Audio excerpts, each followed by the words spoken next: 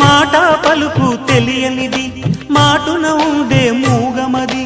కమ్మని తలపుల కావ్యమయే కవితలు రాసే మౌనమది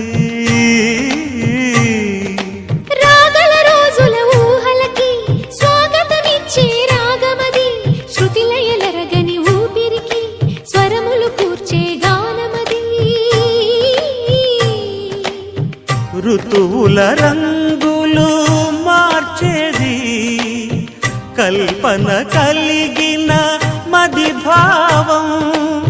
బ్రతుకును పాటగా మలిచేది